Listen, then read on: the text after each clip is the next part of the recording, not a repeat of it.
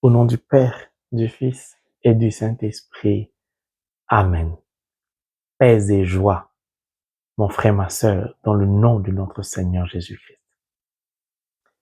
Je voudrais véhiculer une information importante à l'endroit des personnes qui nous font parvenir leurs dîmes, leurs offrandes ou dons via les maisons de transfert que sont Western Union, MoneyGram et RIA. Je vous prie de bien vouloir nous contacter afin que nous puissions vous communiquer le nom des personnes en dehors de moi susceptibles de réceptionner vos dons. Car parfois, par manque de temps, je ne peux pas m'y rendre, ou parfois lorsque nous recevons dans la même journée via la même maison de transfert plusieurs dons, ça crée des blocages, des annulations, il faut appeler, je dois me déplacer à plusieurs reprises et ça prend beaucoup de mon temps. J'ai voulu attendre de finir avec l'avocat pour pouvoir vous dire cela, mais hélas, je suis obligé de le faire maintenant afin d'éviter beaucoup de désagréments parce qu'il faut que les expéditeurs annulent, reprennent et tout ça, c'est fatigant pour les uns et les autres. C'est pourquoi je vous prie de bien vouloir nous contacter. Certaines personnes ont déjà les coordonnées de la responsable des offrandes, mais tout le monde ne les a pas. Donc, merci de nous demander avant de faire parvenir un don. Cela va m'aider beaucoup, ça va me décharger et me permettre de mieux me concentrer. Pour le reste, ceux qui font les virements bancaires, PayPal, rien n'a changé, tout reste pareil. Merci pour votre bonne compréhension et que Dieu vous bénisse in the name of Jesus Christ. Vous savez, derrière une offrande, un don, la dîme, se cache la miséricorde de Dieu. Et le diable a horreur de la miséricorde. C'est pourquoi il s'en prend beaucoup au don volontaire, à la dîme. Ce n'est pas en vain. C'est pourquoi il a poussé Caïn à tuer son frère Abel. Caïn n'a pas été à la hauteur de la miséricorde de Dieu. C'est-à-dire que Caïn avait un cœur qui était rempli de haine, qui n'avait pas de place pour la miséricorde. Car lorsque vous êtes rempli de la miséricorde, vous ne pouvez pas faire du mal à votre prochain. Donc, je préfère ne pas en dire beaucoup, mais sachez que le diable déteste le don parce que derrière le don se trouve la miséricorde divine. Que celui qui a les oreilles entende ce que l'Esprit dit. Mon frère, ma sœur, nous poursuivons le partage de la parole au travers du livre des Actes des Apôtres, le chapitre 10, qui est tellement riche. Un seul chapitre. Regardez le nombre de temps que nous mettons. Et ça, je survole beaucoup. Quand vous lisez un chapitre, vous ne pouvez pas le lire en une journée et avoir compris, ce n'est pas possible. C'est pourquoi Dieu a recommandé à Josué, si tu finis, reprends. Tu vas découvrir encore d'autres choses. Et c'est ce que le Saint-Esprit nous donne de constater au travers du chapitre 10. Aujourd'hui, je voudrais partager un enseignement très important en ce qui concerne le discernement. Comment discerner, comprendre un message ou des messages de l'Esprit de Dieu au travers des dons spirituels. Je vais me servir de la vision de Corneille, de l'extase de Pierre. Si le temps me le permet, en une partie, sinon je vais faire ça en deux parties. Alors, comme j'aime beaucoup la parole de Dieu, je vais lire en même temps pour Corneille et pour Pierre, mais nous allons commencer par Pierre. Acte 10, verset 3 et suivant. Un jour, vers 3 heures de l'après-midi, il vit distinctement en vision un ange de Dieu entrer chez lui et l'interpeller. Corneille. Corneille le fixa du regard et saisi des craintes, il répondit, « Qu'y a-t-il, Seigneur? Tes prières et tes largesses se sont dressées en mémorial devant Dieu. Et maintenant, envoie des hommes à Joppé pour en faire venir un certain Simon qu'on surnomme Pierre. Il est l'hôte d'un autre Simon corroyeur qui habite une maison au bord de la mer. » Dès que fut disparu l'ange qui venait de lui parler, Corneille appela 2 des gens de sa maison, ainsi qu'un soldat d'une grande piété, depuis longtemps sous ses ordres. Il leur donna tous les renseignements voulus et les envoya à Joppé. Nous allons maintenant, à partir du verset 9, comprendre l'extase de Pierre. Le lendemain, tandis que poursuivant leur route, ils se rapprochaient de la ville, Pierre était monté sur la terrasse de la maison pour prier. Il était à peu près midi. Mais la faim le prit et il voulut manger. On lui préparait un repas quand une extase le surprit. Il contemple le ciel ouvert. Il en descendait un objet indéfinissable, une sorte de toile immense qui, par 4 points, venait se poser sur la terre. Et à l'intérieur, il y avait tous les animaux quadrupèdes et ceux qui rampent sur la terre et ceux qui volent dans le ciel. Une voix s'adressa à lui. Allez, Pierre, tu et mange. Jamais, Seigneur, répondit Pierre, car de ma vie, je n'ai rien mangé d'immonde ni d'impur. Et de nouveau, une voix s'adressa à lui pour la seconde fois. Ce que Dieu a rendu pur, tu ne vas pas, toi, le déclarer immonde. Cela se produisit 3 fois, et l'objet fut aussitôt enlevé dans le ciel. Pierre essayait en vain de s'expliquer à lui-même ce que pouvait bien signifier la vision qu'il venait d'avoir, quand justement les envoyés de Corneille, qui avaient demandé ça et là, la maison de Simon, se présentaient au portail. Il s'est mis à crier pour s'assurer que Simon, surnommé Pierre, était bien l'hôte de cette maison. Pierre était toujours préoccupé de sa vision. Mais l'Esprit lui dit, ah Pierre, fameux Pierre, voici 2 hommes qui te cherchent. Descends donc tout de suite et prends la route avec eux sans te faire aucun scrupule. C'est moi qui les envoie. Mon frère, ma sœur, avant de commencer le partage de la parole, je voudrais lire un autre verset afin tout de suite de balayer un point qui fatigue beaucoup les chrétiens. Permettez que nous puissions nous plonger dans le livre de Ben Sirac le Sage, ou Siracide, chapitre 34, le verset 7, qui dit, et je cite, « Car les songes en ont égaré beaucoup, et ceux qui appuyaient sur eux leur espérance sont tombés.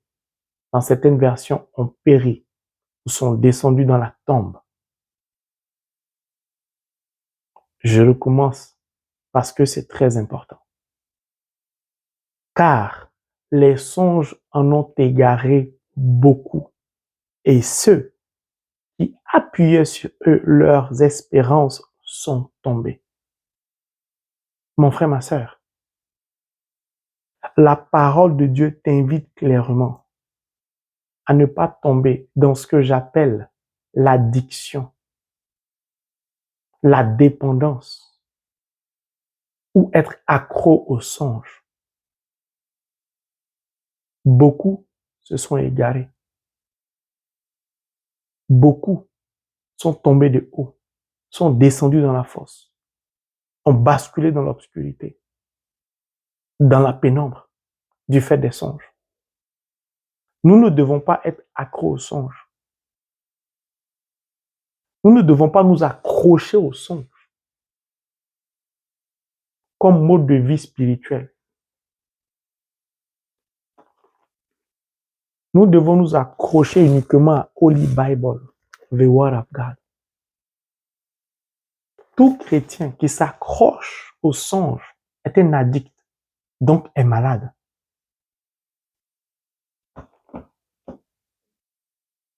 Beaucoup de chrétiens pensent qu'il faut avoir des songes ou faire des songes tous les jours. J'ai parcouru la parole de Dieu, Holy Bible, the Word of God. Je n'ai trouvé personne dans la Bible qui avait 10 songes par jour, à qui Dieu parlait tous les jours au travers des songes ou d'une vision. Peut-être que je n'ai pas bien lu la Bible, mais je n'ai trouvé personne. Je parlerai toujours de moi. Le frère Ange-Marie, Dieu ne me parle pas tous les jours. Il m'arrive de faire 2 mois, 3 mois, 6 mois sans songe. Soit Dieu me parle en vision, ou il me parle directement, ou il me parle au travers des versets bibliques d'une autre manière. Mais même ça, ce n'est pas tout le temps. Pourquoi? Je ne suis pas le seul chrétien de la terre. C'est sur la terre. Je ne suis pas le seul chrétien à qui Dieu peut parler ou doit parler. Donc faites attention. Pourquoi? Parce que le diable est très subtil. Il rôde. Le diable a égaré beaucoup de chrétiens au travers des songes. Lorsque le diable rôde autour de vous, il s'aperçoit que vous aimez beaucoup les songes. Vous faites des songes chaque heure. Dès que vous partez vous coucher 10 fois dans la journée, vous vous rêvez, vous êtes accro aux songes. On va parler de discernement tout à l'heure. Le diable va faire quoi? Il va essayer d'introduire son venin dans votre pensée. Il va vous pousser à faire des songes en pensant que ça vient de Dieu, alors que ça vient du diable. Pourquoi? Parce qu'il veut vous effrayer. Il veut vous plonger dans la peur. Il veut vous plonger au travers de la peur dans l'obscurité. Il veut vous assujettir. Il va vous véhiculer au travers de vos rêves des messages qui ne viennent pas de Dieu. Oui, le diable est capable de s'introduire dans votre vie en fonction des portes ouvertes. C'est pour ça que vous allez entendre une femme ou un homme dire, un esprit est venu coucher avec moi, je me suis réveillé mouillé. Je rêvais que je sortais avec quelqu'un, cet esprit. Ça ne vient pas de Dieu, ça. Dieu n'agit pas de la sorte. Faites attention. Faites vraiment attention. Ne soyez pas accro aux rêves, aux songes. Il est important que je précise d'emblée, tout de suite, ce point. Beaucoup se sont égarés. Une fois que je l'ai dit, revenons au texte. Et nous allons essayer de discerner l'extase de Pierre. Je voudrais tout de suite baliser le terrain, c'est-à-dire apporter un élément vital pour le discernement et la compréhension, qui sera la base de mon développement ou de ma prédication. Comme ça, tout est clair. Lorsque Dieu veut vous véhiculer un message, lorsque Dieu veut vous parler, lorsque Dieu veut vous dire quelque chose au travers d'un don spirituel, c'est-à-dire songe, vision, révélation, parole de connaissance, peu importe, vous êtes parti à une croisade de prière, un message venant de la cour céleste vous a été donné, une prophétie, peu importe. Tout message de Dieu via les dons spirituels doit être conforme à la parole de Dieu. Tout discernement, toute compréhension d'un quelconque message provenant de la cour céleste se fera toujours via la parole, par la parole et au travers de la parole. En dehors de Holy Bible, en dehors de la parole de Dieu, il n'y a point de discernement. J'ai voulu être clair dès le départ. Et je vais vous en faire la démonstration. Aidé par mon ami intime, Fezou Kerereo, Holy Spirit, le Saint-Esprit. Il est très important de comprendre cela. Puis, il y a des personnes que Dieu a choisies pour interpréter les songes. Joseph en faisait partie. C'est dans la Bible.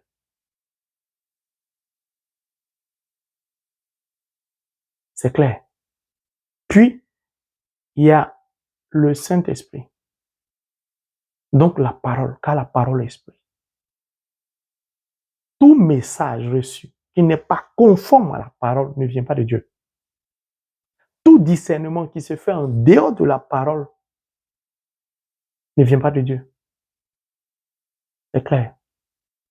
Alors on va faire comme d'habitude, étape par étape pour essayer de comprendre. Je vous invite à relire plusieurs fois le chapitre 10 des Actes des Apôtres parce que je survole beaucoup de choses. Je ne peux pas tout dire. Il y a trop à dire et à redire. J'ai voulu lire la vision de Corneille et l'extase de Pierre pour vous montrer que les deux manifestations de ces dons spirituels sont complémentaires. La vision de Corneille est complémentaire à l'extase de Pierre. Les deux vont de pair. L'un ne va pas sans l'autre. C'est Dieu qui l'a décidé ainsi. Pourquoi je tiens à préciser cela? Pour vous faire comprendre qu'une révélation de la cour céleste qui vous est communiquée via un don spirituel, soit un songe ou une vision, peut être liée à la destinée de quelqu'un d'autre. votre discernement, votre compréhension, votre attitude, et j'en passe, vont soit empêcher le projet de Dieu de se réaliser ou empêcher la bénédiction d'un certain nombre de personnes. Il est très important de comprendre cela. Si Pierre et Corneille sont complémentaires au travers du don spirituel que chacun a expérimenté alors qu'ils ne se connaissaient pas, ça veut dire que Pierre peut être une entrave à la bénédiction de Corneille ou Corneille peut être une entrave, un blocage à la bénédiction ou l'élévation spirituelle de Pierre. Si Dieu veut réaliser son projet, qu'il vous véhicule un message, vous restez indifférent ou indifférente à son message, Dieu est souverain, il est capable de susciter d'autres personnes. C'est avoir risque et péril. Parce que personne ne peut empêcher le projet de Dieu de se réaliser. Mais Dieu compte sur nous, ses enfants, comme des acteurs. D'où l'importance du discernement et de la compréhension des différents messages de Dieu afin de pouvoir nous mettre en mouvement pour la réalisation. J'insiste là-dessus parce que c'est vital. Si Dieu a décidé de passer par toi pour réaliser son projet, gloire à Dieu, acclame, ça veut dire que tu es déjà béni d'avance. Et plus rien ne va manquer dans ta vie parce qu'il est glorieux.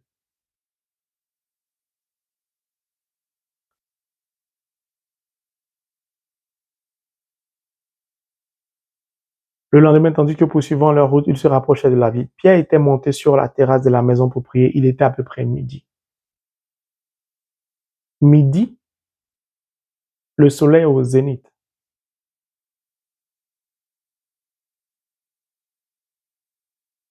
Le soleil brûle, scintille, lumineux. Impossible de regarder le soleil comme ça, des yeux. Midi indique déjà que Dieu est au cœur et dans la vie de Pierre. Apocalypse 12, une femme revêtue de soleil. C'est dans la Bible. Donc, l'heure indiquée est déjà compatible à la parole.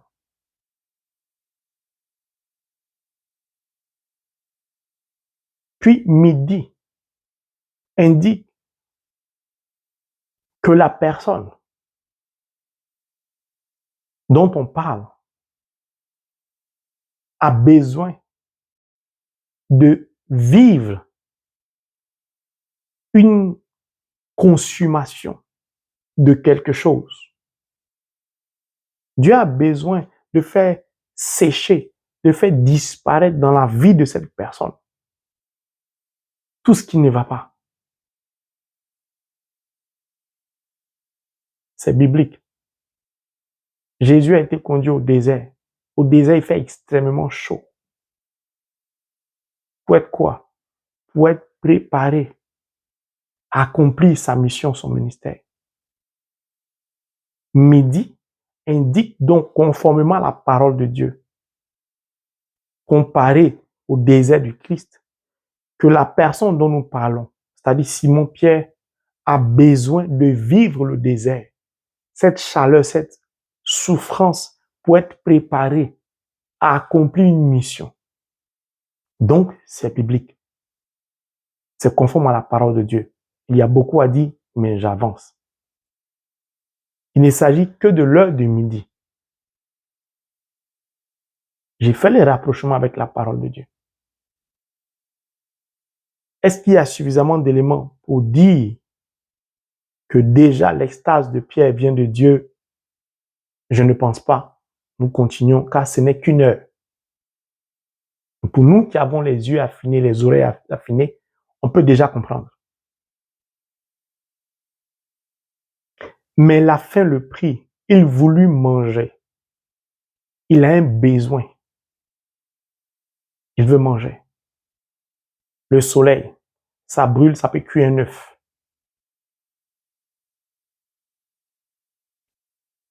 Aura-t-il besoin de la chaleur divine pour se nourrir ou va-t-il utiliser les instruments conventionnels pour se nourrir, c'est-à-dire la gazinière, la plaque chauffante?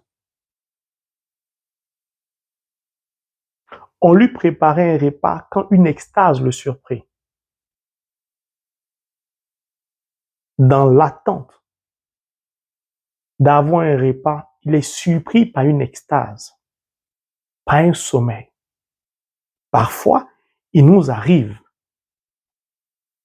soit en pleine prière, ou lorsqu'on va s'allonger, soit dans l'après-midi ou dans la nuit, de ne ni être éveillé, ni endormi profondément.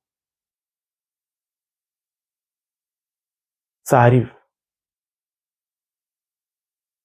C'était le cas de Pierre. Dieu a plongé l'homme dans une torpeur, dans un sommeil.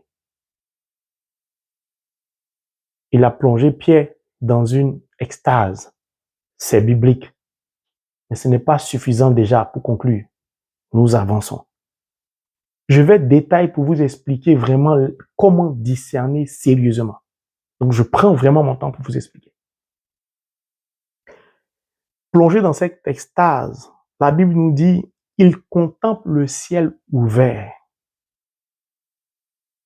Est-ce que cette phrase est biblique? Oui. Pourquoi? Lorsque Étienne était lapidé en présence de Saul de Tarse, celui qu'on appelle Saint Paul aujourd'hui, Étienne a dit, je vois le Fils de l'homme assis à la droite du Père, donc le ciel ouvert. Qui peut donner accès à l'univers invisible si ce n'est l'être suprême, Dieu? Lorsque Pierre dit, il contemple le ciel ouvert, cela est conforme à la parole de Dieu. C'est-à-dire, c'est un message qui vient ou qui va venir de Dieu. Les cieux s'ouvrent. Personne ne peut ouvrir les cieux si ce n'est Dieu. Je dis bien personne. Donc déjà, on avance avec certitude vers l'origine du message, de l'extase de Pierre.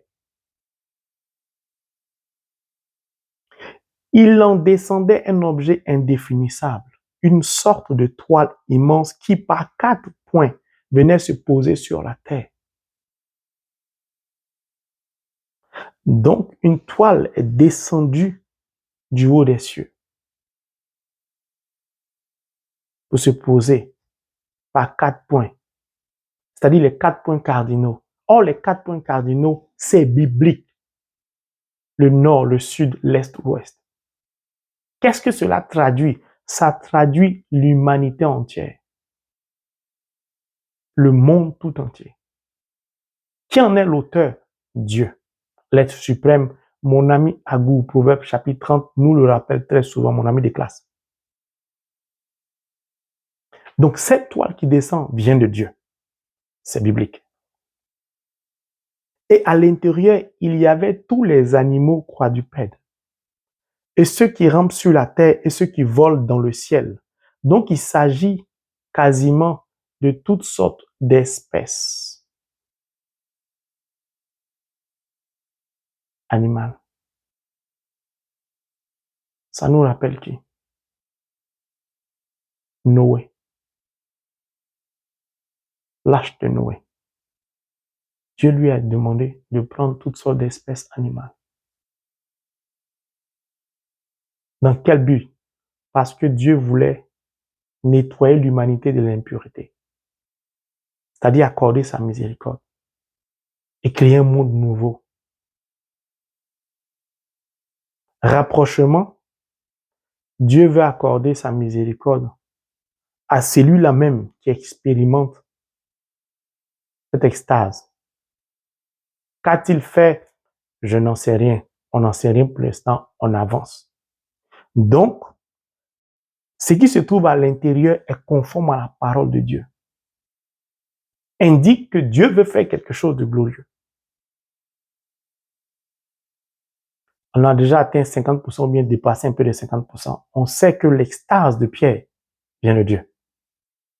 Mais on va avoir la certitude afin de mieux comprendre.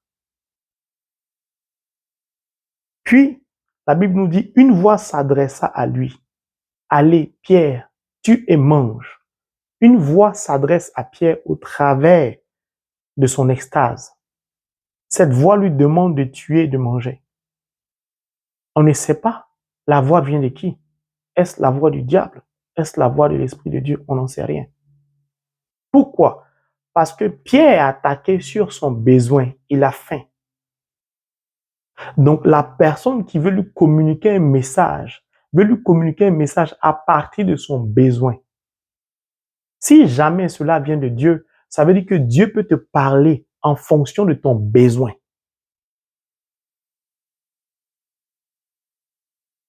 Je donne un exemple. Tu veux te marier, tu veux rencontrer ton âme sœur, mais tu es quelqu'un qui parle beaucoup. Au travers d'un songe, Dieu peut te demander de faire silence. De faire silence. Le diable peut te dire, continue de bavarder.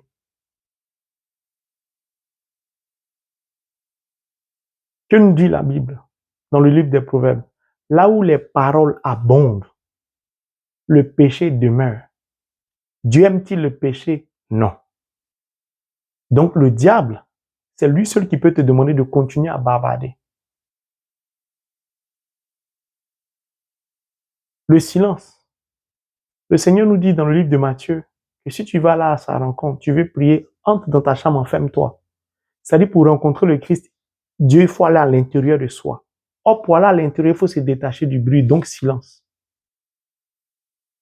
Mais attention, si tu utilises ton intelligence charnelle, on y reviendra en ce qui concerne Pierre. Mais j'anticipe, pour essayer de comprendre le message en disant, mais moi, j'ai fait quoi? Je communique pas avec beaucoup de personnes dans la journée. C'est que tu n'as rien compris au message surnaturel, car tu raisonnes charnellement. Et cela est une entrave au discernement. On y reviendra. Tu et manges. La réponse de Pierre est jamais, Seigneur, répondit Pierre. Donc nous savons maintenant que la voix qui s'adresse à Pierre est la voix de l'Esprit de Dieu. Nous pouvons donc affirmer avec certitude, après discernement, que la vision de Pierre au travers de son extase vient de Dieu. Une fois que nous avons discerné pour savoir que ça vient de Dieu, nous allons maintenant essayer de comprendre qu'est-ce que Dieu veut lui dire. Jamais, Seigneur, répondit Pierre, car de ma vie, je n'ai rien mangé d'immonde ni d'impur. Là, nous voyons tout de suite que Pierre s'oppose à la voix qui lui parle. Pierre refuse d'obéir à la voix, de suivre les instructions qui lui sont demandées. Et quel argument Pierre invoque? Il dit, car de ma vie, donc il parle de lui, je n'ai rien mangé d'immonde ni d'impur. Donc lui-même se juge. Il s'apprécie. Il se glorifie. Lui-même se sanctifie. Ça s'appelle de l'orgueil. Or, l'orgueil est un fruit du diable, de la chair, de l'obscurité. Ce n'est pas compatible au fruit de l'esprit. Saint Paul nous le rappelle souvent, Galates chapitre 5. Les fruits de l'esprit s'opposent au désir de la chair. Puis, est-ce que la réponse de Pierre est compatible à la parole de Dieu? Non. Pourquoi? Parce que Saint Marc nous dit clairement, ce n'est pas ce que nous mangeons qui nous rend impurs, mais c'est ce qui sort de nous, parce que ça vient de notre cœur, qui nous rend impurs. Donc, Pierre n'a pas compris le message surnaturel. Pourquoi? Du fait de son orgueil.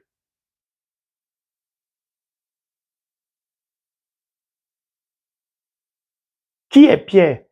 C'était un disciple du Christ. Je recommence. Pierre a été enseigné par Rabouni, mon maître à penser. La vie spirituelle, ce n'est pas une question de dire je suis chrétien, je vais à la messe, je lis la Bible. Quand je marie tous les mois, je paye ma dîme. Ce n'est pas une question de ça.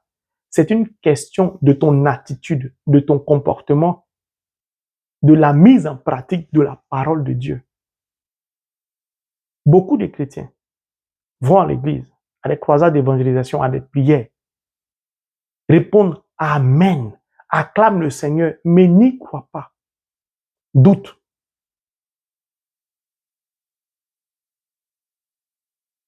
Beaucoup de chrétiens prient, mais veulent agir de par eux-mêmes.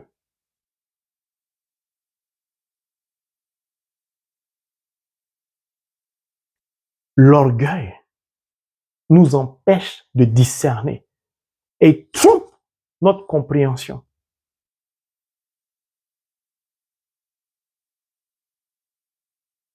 Et de nouveau, une voix s'adressa à lui. Nous savons maintenant que c'est l'Esprit Saint qui s'adresse à lui. Pour la seconde fois. Pour la deuxième fois. Ce que Dieu a rendu pur, tu ne vas pas, toi, le déclarer immonde. La deuxième fois, l'Esprit rappelle à Pierre que Dieu est souverain. Donc, pour la deuxième fois, la voix clarifie, certifie que la vision de Pierre au travers de son extase est un message de Dieu.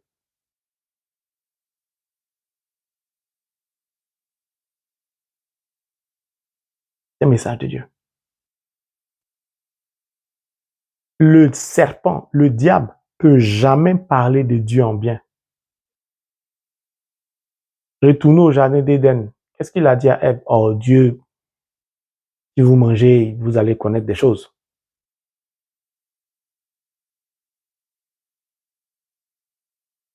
L'Esprit Saint met Dieu en premier. Pierre, la première fois, a dit jamais Seigneur. N'a pas parlé de Dieu, il parle du Seigneur.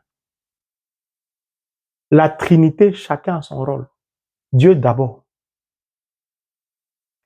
Donc la seule personne qui peut rendre pur, c'est Dieu. Est-ce que Pierre va écouter ou son orgueil va prédominer son vieil homme, son comportement ou ses anciennes habitudes ou son attitude?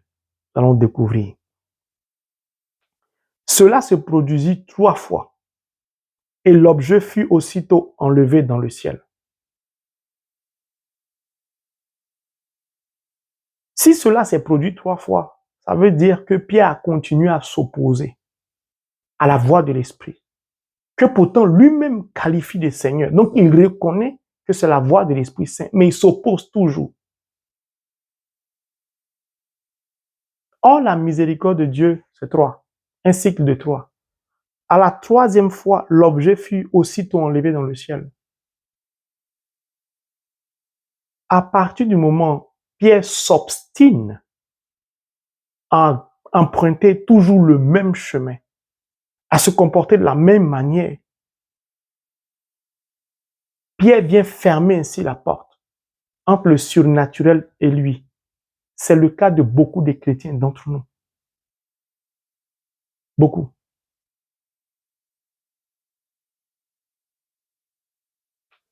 Notre vieil homme, nos sales habitudes, notre ancienne vie, qui n'était pas conforme à la parole de Dieu, que nous reprenons et continuons après notre baptême, ferme la porte du spirituel sur notre vie.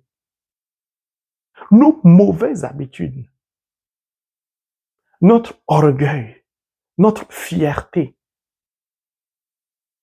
nous empêchent de discerner et de comprendre un message qui nous vient de la cour céleste. Je donne un exemple. Je suis chrétien, baptisé, confirmé. Je sors avec un homme marié, par exemple, mais je vais communier quand même.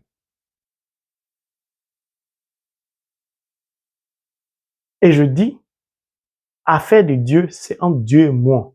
C'est personnel. Dieu ne se plaint pas. Dieu ne m'a pas empêché. Il me dit, c'est à moi de voir. Et il y a des chrétiens qui vivent comme ça. D'autres chrétiens vivent en concubinage. Couchent avec leur partenaire, ne sont pas mariés à l'église, encore moins à la mairie, vont quand même communier. Il y a beaucoup d'exemples, je donne juste 2 exemples. Et disent, c'est entre Dieu et moi. Ça s'appelle de l'orgueil. Pourquoi? Dieu est contre l'adultère. Ce sont des versets bibliques. La parole de Dieu s'oppose à l'adultère. Je ne peux pas me servir de Dieu en disant Dieu ne dit rien. À la limite, il me dit de continuer. Cela ne vient pas de Dieu. C'est pourquoi Saint Paul, dans le livre de Corinthiens, nous le dit clairement que nous devons nous examiner avant d'aller communier. Parce que Dieu ne va pas positionner dans toutes les églises à chaque seconde des anges pour vérifier si ceux qui vont communier sont conformes à la parole de Dieu ou ont le droit d'aller communier. Non. Dieu est amour. L'amour ne s'impose pas. L'amour ne brutalise pas. L'amour ne force pas. Dieu nous a créés libres. Deutéronome 35, à nous de choisir notre chemin. Mais ne travestissons pas la parole de Dieu pour nous donner bonne conscience afin de faire dans l'Église et dans notre vie spirituelle ce qui n'est pas compatible à la parole de Dieu en prenant Dieu, la parole de Dieu, l'être suprême comme couverture. Ça s'appelle de l'orgueil.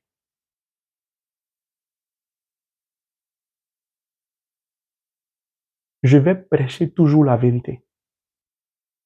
Car Saint Paul nous dit, aujourd'hui, l'une des raisons, ce n'est pas la raison essentielle, pour lesquelles il y a beaucoup de maladies dans le monde, ça aussi, ce sont des versets bibliques. C'est tout dans le livre des Corinthiens. L'une des raisons, c'est ça. Nous communions à tout va, sans examen de conscience.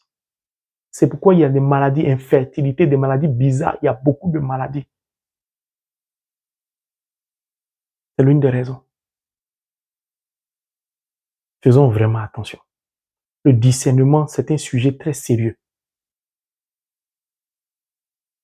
L'objet a été enlevé. Maintenant, je vais aborder dans l'exemple de Pierre en profondeur pourquoi nous avons du mal vraiment à discerner et à comprendre. J'ai donné quelques exemples tout à l'heure. Poursuivons. Pierre essayait en vain de s'expliquer à lui-même ce que pouvait bien signifier la vision qu'il venait d'avoir quand justement les envoyés de Corneille qui avaient demandé ça à la maison de se présenter au portail. Ce qu'il ne faut jamais faire dans sa vie spirituelle, c'est de prendre la décision de s'expliquer un message spirituel, un message qui vient de Dieu, qui ne nous semble pas clair, à bannir, à proscrire, ne jamais faire ça, qui n'a rien à voir avec le fait que j'ai le souhait de comprendre mon songe ou ma vision. Mais la limite doit s'arrêter là, à votre souhait de comprendre. Si vous franchissez la limite en essayant de vous l'expliquer vous-même, ce songe ou cette vision, afin de décoder le message surnaturel, vous basculez dans l'obscurité car vous manifestez ici l'orgueil.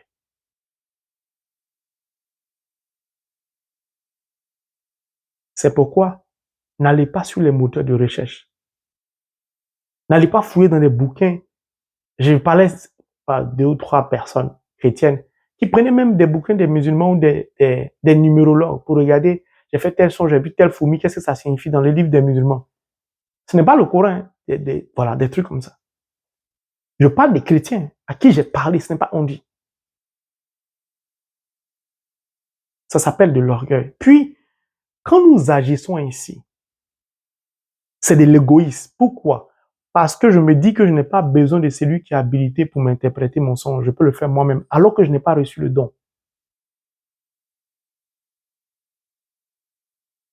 Deuxièmement, le danger devient encore plus violent parce que nous disons au Saint-Esprit, à mon ami intime, Holy Spirit, Fezou Kerereu, que je n'ai pas besoin de toi. Je peux me débrouiller pour comprendre. Pourtant, le Saint-Esprit nous a été promis par le Christ. C'est lui qui nous enseignera toutes choses. Si donc j'exclus le Saint-Esprit de la compréhension d'un message surnaturel au travers d'un don spirituel, par exemple le songe ou la vision, je dis au Saint-Esprit que je peux vivre sans lui. Or, la Bible nous dit que le Saint-Esprit vole à notre secours quand nous prions par des gémissements ineffables. Sans le Saint-Esprit, nous ne pouvons pas, par nos prières, toucher le cœur de Dieu. La seule personne qui est capable de t'aider par des gémissements ineffables à toucher le cœur de Dieu est le Saint-Esprit que tu viens d'exclure. De ce fait, ta prière n'ira nulle part. Et tu ne pourras pas prospérer. Qui opère le miracle? Saint-Esprit. Qui guérit? Le Saint-Esprit. Qui Dieu envoie? Le Saint-Esprit. Qui nous unit au Christ? Le Saint-Esprit. Or, tu l'as exclu, consciencieusement ou inconsciencieusement. En général, de ma petite expérience, les gens ne font pas exprès. C'est pourquoi je vais en détail pour expliquer. Faisons attention. Lorsque tu souhaites comprendre un message, bien sûr, après discernement, que ça vient vraiment de Dieu, ce désir que tu as de vouloir comprendre est une bonne chose. Pourquoi? Parce que c'est une invitation de la cour céleste à te tourner vers le Saint-Esprit pour lui demander l'explication. Et le Saint-Esprit soit va te l'expliquer ou te conduire vers le frange Marie, je parlerai toujours de mon certain exemple, ou vers la personne, bon attends, je vais parler de quelqu'un d'autre, vous enverra vers la personne habilitée à interpréter votre songe. Ça s'appelle l'humilité. Ça s'appelle la crainte de Dieu. Parce que je ne veux pas me tromper dans mon analyse. Pourquoi? J'ai besoin de bien comprendre après discernement afin de mieux réaliser s'il y a lieu le projet de Dieu. Donc la Bible dit que Pierre essayait de s'expliquer à lui-même ce que pouvait bien signifier la vision qu'il venait d'avoir.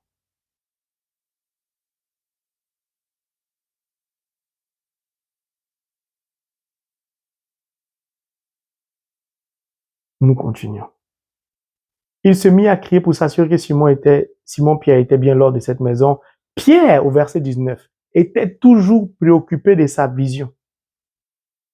Donc Pierre, de par son vieil homme, son orgueil, son gros cœur,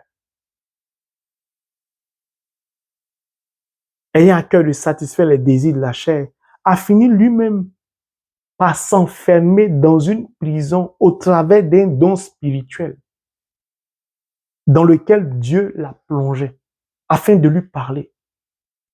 Ce qui à l'origine était glorieux, venait de Dieu, se transforme du fait de Pierre en prison, en obscurité, en chaîne.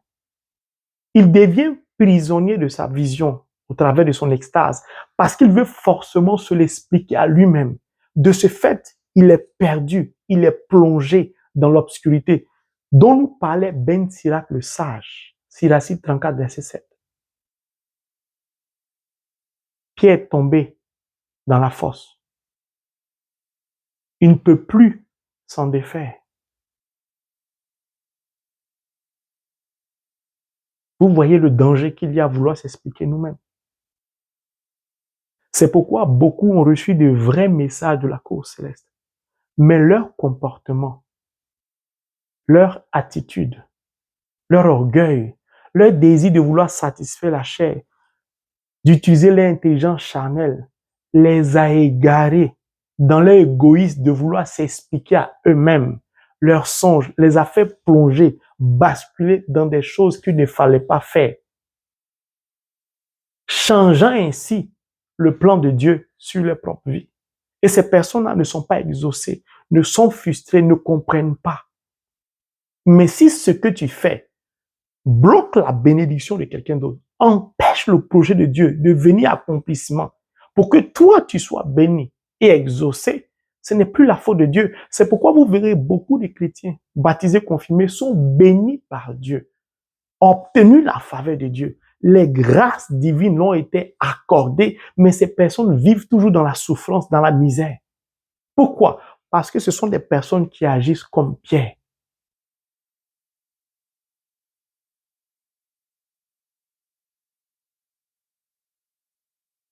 Mais l'Esprit lui dit, voici deux hommes qui te cherchent. Descends donc tout de suite et prends la route avec eux sans te faire aucun scrupule, car c'est moi qui les envoie.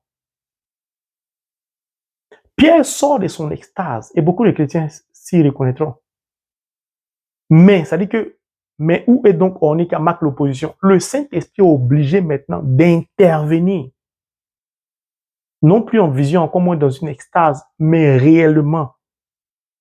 Comme je vous parle, pour parler à Pierre. Pourquoi? Parce qu'aucun être humain ne peut s'opposer à la réalisation du projet de Dieu. Jamais.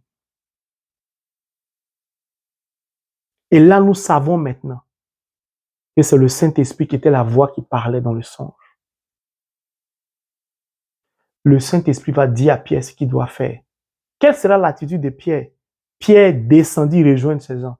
Pierre va exécuter. Donc, Pierre est le genre de personnes, comme beaucoup de chrétiens, qui aiment dire à Dieu comment ces personnes-là souhaitent que Dieu leur parle. Pierre dit ici, ce n'est pas à la personne de Pierre, mais au travers de ça, c'est à nous que Dieu s'adresse. Pour dire qu'attention, attention, Saint Paul dit, marchez sous l'impulsion de l'Esprit Saint et non selon les désirs de la chair. Lorsque Dieu nous a créés libres avec deux chemins. Soit on marche sous l'impulsion de l'Esprit Saint ou on suit les désirs de la chair. Pierre a suivi les désirs de la chair, il s'est égaré, s'est éloigné de Dieu, comme Ève dans le jardin d'Éden. Lorsque le Saint-Esprit parle maintenant à Pierre, Pierre n'a plus besoin de discerner parce qu'il sait que c'est le Saint-Esprit. Là, il exécute. Beaucoup de chrétiens disent à Dieu, je veux que tu me parles en son, je veux que tu me, frère Marie, je veux que le Saint-Esprit me parle comme tu me parles. Ça s'appelle de l'orgueil. C'est Dieu qui décide de nous parler au travers des dons spirituels. Ce n'est pas à nous d'imposer à Dieu quoi que ce soit. Car personne ne peut imposer quelque chose à Dieu. Le comportement de Pierre ici est terrible.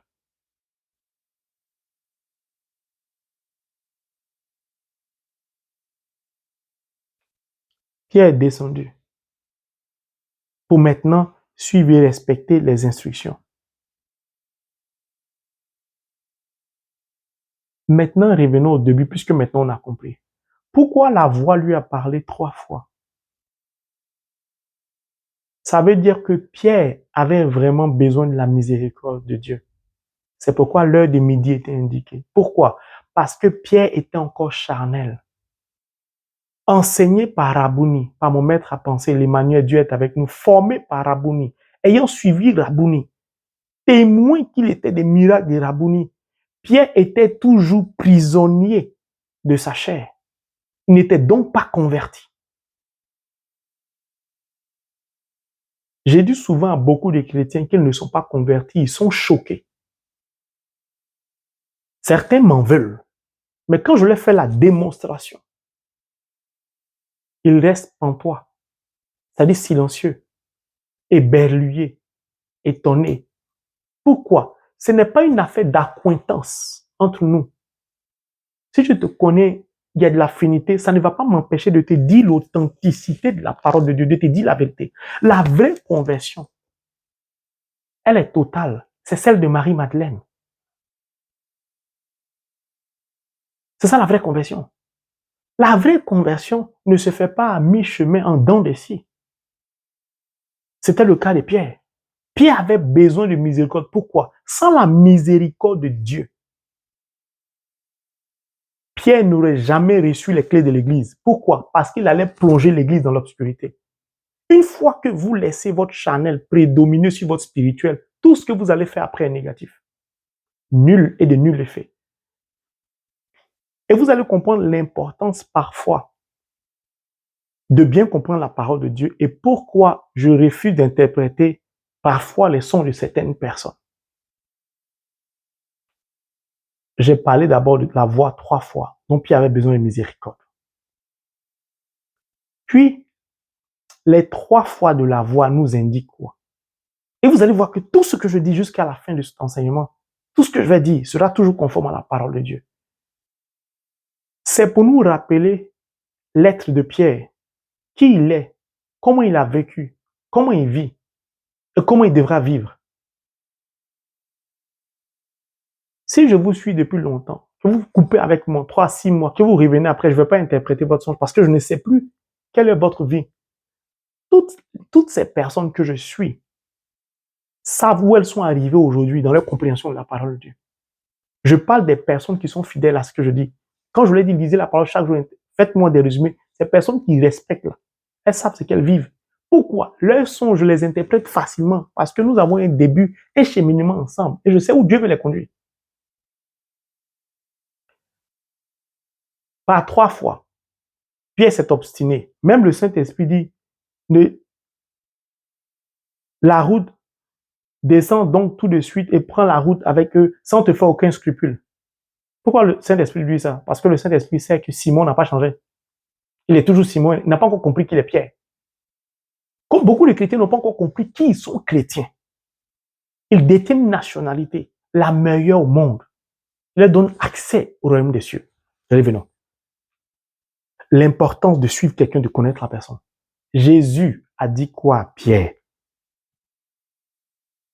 Avant que le coq n'ait chanté, tu m'auras renié 3 fois. Qu'a dit Pierre? Jamais. Je suis prêt à mourir pour toi. Moi, c'est Pierre quand même, le zèle, l'orgueil, tout.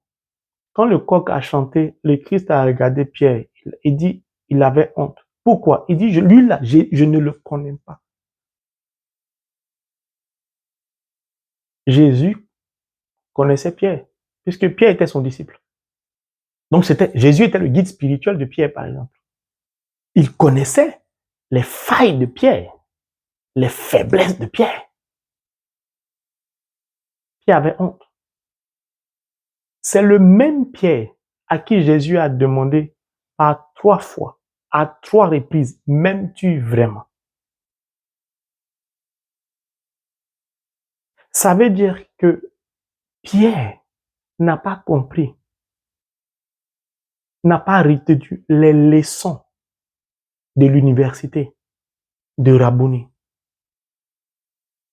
Il est parti à l'école de Rabouni, mais est resté droit dans ses bottes. Et le songe de Pierre vient lui rappeler que tu continues à manifester ce que tu manifestais en présence du Christ.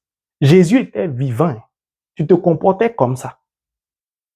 Il est mort. Il est ressuscité. Tu te comportes toujours comme ça. Pierre, pardon, il faut changer un peu. Pierre, quand est-ce que tu vas changer? Donc, mon frère, ma soeur, Dieu va toujours te parler en fonction de ton passé, de ton présent, pour t'indiquer ton futur, pour t'emmener à comprendre que, regarde, hier, ce que tu as fait, voici ce que ça produit dans ta vie. Et tu continues de faire la même chose. Et pourtant, tu es baptisé. Tu ternis mon nom. Tu salis mon image. Tu obscurcis le symbole du salut qu'est la croix. Dieu te dit, arrête de mentir. Tu es baptisé, tu continues de mentir. Dieu te dit, change de vie, fais silence. Tu continues de parler.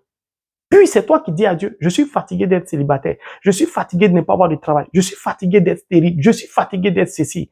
Mais tu oublies que tout ce que Dieu t'a révélé Avant, là, quand tu n'étais pas encore converti, tous tes habits étaient plaqués, on voyait tes formes.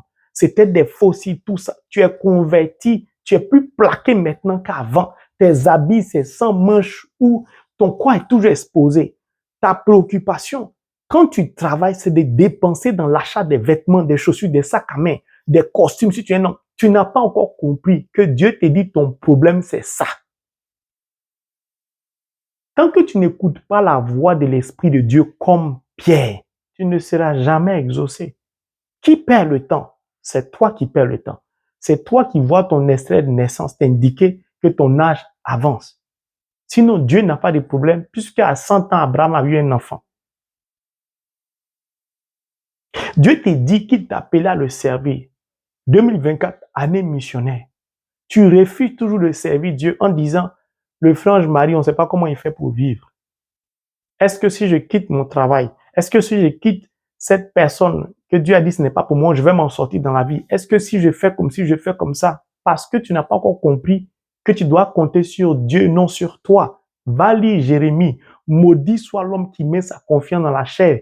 Béni celui qui a pris Dieu comme son assurance vie, tout risque. Celui qui compte sur l'Éternel est béni. L'Éternel devient son assurance.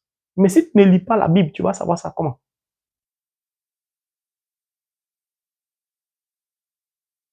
Mon frère, ma soeur,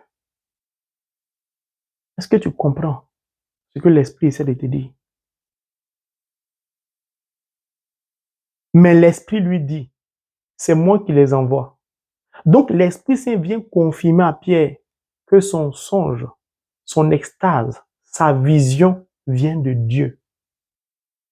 Or, si la vision au travers de l'extase de Pierre vient de Dieu, alors que ce qu'il a vécu est complémentaire à la vision de Corneille, ça veut dire automatiquement que la vision de Corneille vient foncièrement de Dieu.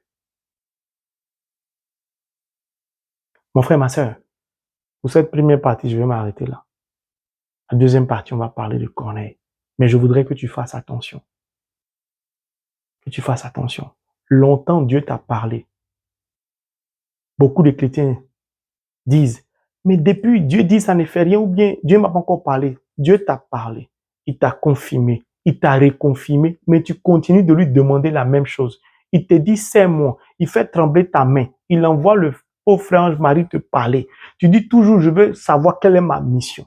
Dieu te dit, il faut faire comme si tu vas avoir du travail. Oui, mais le frère Marie, là, pour passer ce concours-là, il faut avoir tes diplômes. Cette compagnie, Dieu dit, va postuler, appliquer pour cette position dans cette compagnie. Toi, tu dis, comme tu n'as pas de diplôme, tu n'y vas pas parce que tu fais comme Pierre, tu utilises ton intelligence charnelle.